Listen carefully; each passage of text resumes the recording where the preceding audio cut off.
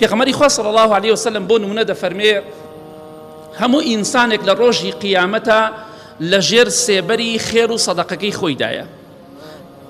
کاتێک کە تۆ لە دنیا خێر و سەدەقەت کردو یارمەتی خەڵکی فەقیر و هەژارت داوە بەڵام پۆزت لێ نەداوە، نەکەوەی کە کیلۆی خەیارەکڕێ و ڕسمێک لەگەڵاگرێ بۆ بڵاوێکات، ئەوانە ناڵێم، ئەوانەی کە بۆ خوا دەیکەن و بەنهێنی لە ڕۆژی قیامەتە لەژێر سێبەری عەرشی خوای گەورە دادەبن ئەو کەسانە، چونکە لە پێناو خوادا خێرێکیان کردو بە دەستی ڕاست دەستی چەپیان پێی نازانین.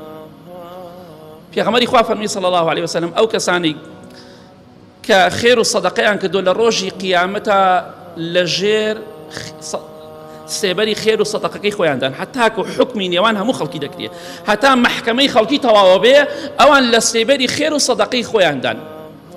جاکات یەکێک لەو کەسانەی کەم حەدیسە ڕیوایەتەکە ئیمامی ئەبولخەیر ڕەحمەتی خوای لێبێ هەموو ڕۆژێک دوای بیستنی ئەم حەدیسە هەموو ڕۆژێک شتێکی دەبەخشی، ئەگەر نانێک بواە، ئەگەر سەلکێ پیاز بواە، ئەگەر هەر شتێک وایە لە توانای دای بواە هەموو ڕۆژێ خێر و سەدەقەیەکی دەکرد بۆ ئەوی لە ڕۆژی قیامەتە لەژێر سێبەری سەدەقە و خێرەکەی خۆی دابێت. ئەمە گەرموگوڕیە لە عیبادەتە، ئەمە گەرموگوڕیە لە خێر و چاکەدا.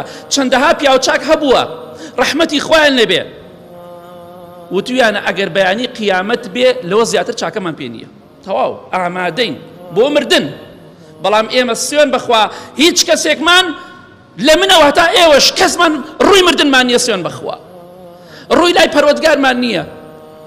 ئەوە نەمان گوناه کرد، ئەوە نەمان تاوان کرد، ئەوە نەمان سەرپێچی فەرمانی خوا کرد، ئەوە نەمان سارد و سڕی نواند بەرامبەر بە عیبادەت و خێر و چاکە، سوێن بەخوا ڕووی قیامەتمان نییە بەس مەگەر خوا خۆی ڕەحمان پێ بکات. ئەوە سزای خوایە بەسەرمانەوە، بەڵام بەخوا هەستی پێ ناکەین. ئەو سزایی کە بەسەر ئێمەوە کە تەمبەڵ و خەمساردین لە عیبادەت و خواپەرستیە زۆر لەو قورسەکە بە چاوی خۆمان سزاکەی خوا ببینین. بەڵێ یەکێک پیاوچاکان زان چیە دەفەرمێ؟ ئیمامی ئەبوو ئیسحاقی سوبەیعی ئەفەرمێ تاقەتم نەماوە، پیر بوومە، چوومەتە ساڵەوە، ئێسقانم لاواز بووە، لاشەم لاواز بووە، بەخوا شەوان کە شەو نوێژ دەکەم بەس تەنها توانم بەقەرە و ئالی عیمران بخوێنم، بەقەرە و ئالی عیمرانە خوێنین لە شەو نوێژە، ئەڵێ خراپ بوومە و تاوان تاقەتم نەماوە. جا خۆ ئێمە گەر شەوەیە شتێکی وا بکەین بەیانی دەڵین وا دەزانین قەڵای خەیبەرمان ئازاد کردووە، ئەو خۆی زەمی خۆی دەکا، زەمی خۆی دەکا، ئەڵێ بەس بەقەرە و ئالی عیمرانم پێ خوێن لە شەو نوێژە، ئەوە نەتوانام ماوە لە ئاواز بوومە. ئەی قوڕ بەسەر من و تۆ خاک بەسەرمان، چیمان کردو ئێمە؟ کوا عیبادەت و خواپەرستیمان؟ ئەمە هەمووی سزای خوایە بەسەرمانەوە، خوا ناسان هەستیان پێ کرد، ئێمە چونکە دڵمان ڕق بۆ هەستی پێ ناگەن کە سزای خوا بەسەرمانەوەیە. سوێن بەخوا هەموومان سزای خوا بەسەرمانەوەیە، خوا عقوبەمانی داوە لە دنیادا پێش قیامەت. ئەمانە هەمووی خاڵە لە ئێمەدا هەیە.